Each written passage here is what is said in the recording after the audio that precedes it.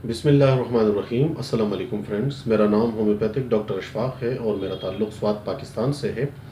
आज हम बात करेंगे नॉर्मल जो कॉमन फ्लू हो जाता है अक्सर लोगों को, उसके सिम्टम्स क्या होते हैं और अक्सर फ्लू, कैटार या इन्फ्लुएंज़ा ये क्या क्या चीज़ें हैं, इसको डिस्कस करेंगे, इसको समझने की कोशिश करेंगे, इनमें फ़र्क जानने की कोशिश करेंगे और मैं आपको इसकी बेस्ट होम्योपैथिक मेडिसिन्स बताऊंगा जो कि सिर्फ 3 दवाइयाँ हैं।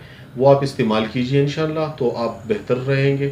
और पैंडेमिक सिचुएशन जो आजकल चल रही है तो उसमें भी इसके बेहतरीन रिज़ल्ट हैं। वीडियो शुरू करते हैं।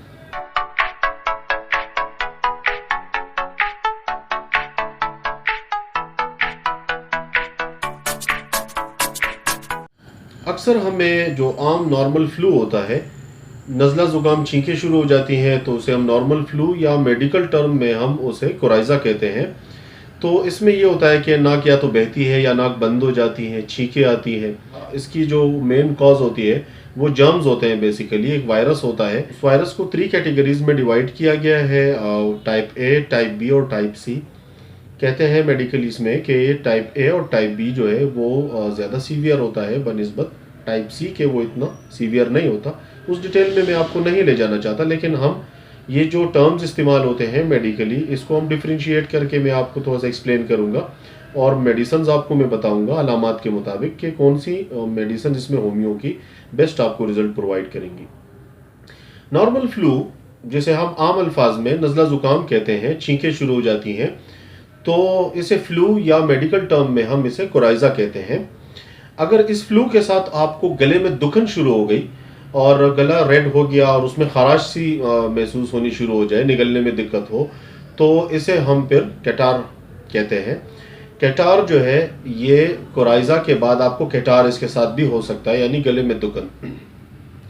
और अगर बाज़ पेशेंट ऐसे होते हैं जो एस्थमेटिक एलर्जिक होते हैं, यानी उनको फ्लू हो जाता है, चाहे बच्चे हों या बड़े हो, और फ्लू के बाद अक्सर उनकी चेस्ट जो है वो अफेक्टेड हो जाती है। चेस्ट में कंजेशन यानी सांस लेने में दिक्कत, बलगम से भर जाता है, खांसी शुरू हो जाती है, सीवियर कफ शुरू हो जाती है और उससे पसलियों में दर्द होता है, बसाव का टेम्परेचर भी उसके साथ उनको हो जाता है।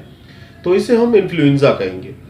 इन्फ्लुएंज़ा में आपकी चेस्ट मुतासिर हो जाती है और खुदा न खास्ता ये फिर ख़तरनाक सिचुएशन यानी नमूनिया या डबल नमूनिया में भी ये कैफियत आपकी जा सकती है अगर आप इसको मेडिसिन के थ्रू आप ट्रीट ना करें।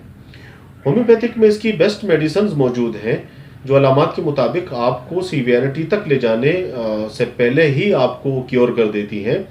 और सबसे पहले अगर इस तरह की सिम्टम हो जाए, यानी जैसे ही आपको नज़ला ज़ुकाम या छींकें शुरू हो गई हैं, तो सबसे पहली जो आप दवा आप लेंगे फ़ौरन वो है एकोनाइट 200 में। एकोनाइट 200 में अगर आपको शुरुआत में आप ले लें तो शुरू में ही 99% आपको आगे जा कर के ये नज़ला, फिर उसकी कंजेशन या चेस्ट प्रॉब्लम, खांसी, ये बिल्कुल नहीं होने देती। एकोनाइट शुरू में 90% से ज़्यादा केसेस को वो क्योर कर देती है। अगर आपको बुखार हो गया है, जिस्म में दर्द महसूस हो रहा है, या बुखार नहीं भी है तो भी नुकाहत, कमज़ोरी और इसके साथ आपको जिस्म में दुखन या कमज़ोरी, नुकाहत फील हो रही है, तो जेल्सीमियम आप 6 में या 30 में लीजिए। दिन में 3-4 खुराकें, 2 से 3 कतरे थोड़े से पानी में डाल के पिएँ। अगर आपको बेचैनी महसूस हो रही है, प्यास बहुत ज़्यादा लग रही है और आपके उसके साथ आपकी चेस्ट भी इफ़ेक्ट हो गई है, यानी आपको चेस्ट कंजेशन हो गया है, खांसी हो रही है, शिद्दत की खांसी होती है, रात को अक्सर खांसी सोने नहीं देती और बार बार आपको ये बेचैन कर दी है ये खांसी, तो इसमें आप आर्सेनिकम एल्बम 30 में लीजिए और ये आप 2 से 3 कतरे थोड़े से पानी में डाल के 3-4 मरतबा पिए।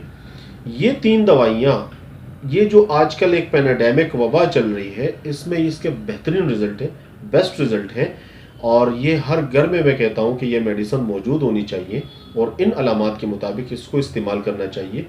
कोशिश कीजिए कि जो एहतियाती तदाबीर आपको बताई गई हैं, जैसे हाथों का बार बार धोना, और अक्सर अगर आपको थोड़ी सी स्नीजिंग या छींकें शुरू हो जाती है तो इसमें आप फ़ौरन अपने नत्थों को पानी से धो लीजिए।